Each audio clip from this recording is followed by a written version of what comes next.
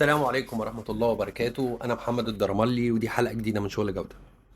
اتكلمنا في الحلقة اللي فاتت عن ازاي نكتب ايميل بشكل احترافي.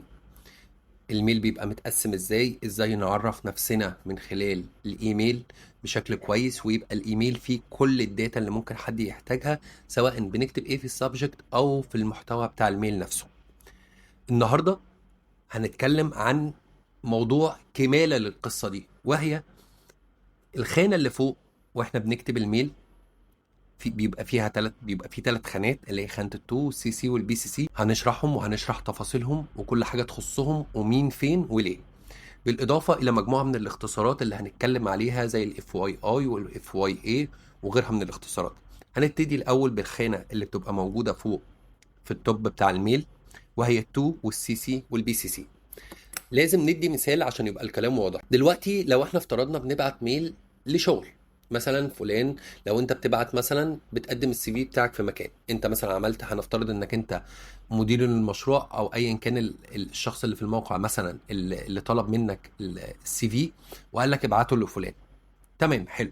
يبقى انا هحط فلان او الاتش ار في التو اللي هي معناها الى، وفي السي سي الشخص مثلا اللي قال لي. تمام. نضرب مثال كمان، ان مثلا لو انا بعمل ان سي ار في الموقع، مين في التو، مين في السي سي، مين في البي سي سي. في التو هيبقى الكونستراكشن مانجر او المسؤول عن اعمال التنفيذ ايا كان المسمى اللي هو شغال عليه، لان هو ده الشخص اللي هيشتغل او اللي هياخد اكشن بخصوص الكلام اللي انا بعته. مين في السي سي؟ في السي سي هيبقى مدير المشروع، هيبقى مدير الجودة، وهيبقى مدير المكتب الفني تحسبا لوجود اي تأثير على المستخلصات. احنا كده ذكرنا ثلاث حاجات: التو اللي هي الى، السي سي اللي هي كربون كوبي او نسخه الى، هيتفضل لنا الحاجه الثالثه وهي البي سي سي او البلايند كربون كوبي. دي حركه طبعا قمه اللقم، لان باختصار البي سي سي هو شخص هيشوف الميل وبقيه الاشخاص اللي موجودين في الميل مش هيشوفوا ان هو موجود. فلو انا بعت الميل ده لمدير التنفيذ وحطيت في السي سي مدير الجوده ومدير المكتب الفني ومدير المشروع، وهنفترض رحت حاطط مثلا مدير المنطقه او الدايركتور حطيته في البي سي سي، فالناس اللي فوق دول اللي هو الكونستراكشن مانجر والبروجكت مانجر والكواليتي مانجر والتكنيكال اوفيس مانجر مش هيبقوا عارفين ان الدايركتور او مدير المنطقه او مدير القطاع شايف الميل ده. فهي حركه يعني لا تصنف ان هي حركه سالكه باي حال من الاحوال، بس كان لازم ايه نمر على النقطه دي. ده بخصوص الخانه اللي فوق، اللي هي ازاي نوجه الميل والمين ومين هيشوف ومين لو احنا حابين يشوف وبقيه الناس ما تعرفش. نروح للفقره الثانيه وهي فقره الاختصارات. في وقت من الاوقات مديرك هتلاقيه عامل لك فورورد لميل، ميل هو كان فيه ناس بتتكلم عن موضوع معين او بيتكلموا عن حاجه معينه، وبعت لك ثلاث حروف كده فوق: اف واي اي. يعني ايه؟ فور يور انفورميشن. انت في الحاله دي انت مش مطلوب منك اكشن، انت مطلوب منك تعرف. هو بيقول لك لعلمك ان الكلام ده بيتقال، او ان الحاجه دي دايره، او ان الاعتماد ده خلص، او الاعمال دي فيها مشكله فلانيه، ايا كان. هو هنا مش بيطلب منك اكشن، انت مش هتعمل حاجه غير انك انت هتشوف الكلام مكتوب جواه.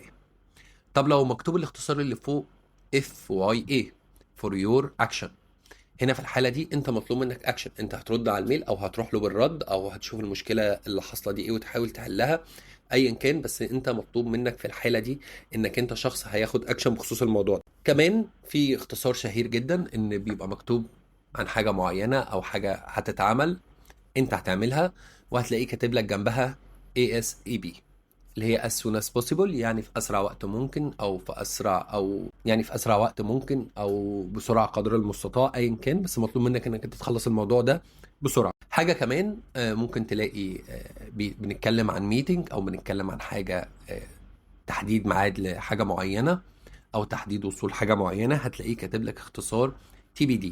TBD هنا مقصود بيها to be determined، يعني لسه ما تحددتش، يعني الاجتماع الفلاني لسه ما تحددش ميعاده، او الاجتماع لسه اصلا ما تمش اقرار ان احنا هنجتمع فين وامتى وازاي. فايا كان تي بي دي حاجه لسه ما تحددش، هتحدد لاحقا. ساعات بتلاقيها في جوه الاورجنايزيشن يقول لك تي بي دي، يعني لسه مثلا ما تحددش لسه مين مدير الجوده، ما تحددش مين لسه مثلا مدير المكتب الفني، مدير المشروع. فتي بي دي ده اختصار مشهور جدا لحاجه هنعملها بعد كده او هتحدد في وقت تاني. في حاجة تانية ATA، estimated time of arrival يعني حاجة لسه ده، أو ده ميعاد estimated لسه، سواء يعني ده ميعاد وصول لسه estimated، لسه مش ميعاد تقريبي أو تقديري، مش ميعاد نهائي. تمام. طبعا الاختصار الأشهر إن دايما في نهاية الميل هتلاقيه كاتب BFA. BFA اللي هي بليز فايند اتاشد، يعني بص على المرفقات. مش عارف هنختصرها ليه يعني، بس الموضوع ده دارج وبيبقى موجود. بس كده. فاحنا دلوقتي لو طبقنا الحلقتين على بعض، الحلقه اللي فاتت اللي هي بتاعت كتابه ايميل بشكل احترافي، او احترافي على قد ما اقدر، مع الحلقه دي ان شاء الله الموضوع كده يبقى متكامل بخصوص موضوع كتابه الايميل، سواء بنوجه الميل ازاي زي ما شرحنا في اول الحلقه دي، سواء بنكتب الميل كمحتوى ازاي، بن الاجزاء الثلاثه المشهوره اللي انا شرحتها، الاختصارات زي ما احنا قلنا. على قناة التليجرام ان شاء الله هسيب ملف PDF في اشهر الاختصارات اللي احنا بنستخدمها، او ناس كتيرة جدا بتستخدمها. في حاجات انا شفتها ما استخدمتهاش قبل كده، ولحد اللحظة دي بتجيلي ميلات في اوقات كتيرة جدا فيها كلام انا بصراحة ما عداش عليا قبل كده، بس يعني بالسيرش بنعرف هو قصده ايه باللي هو كاتبه.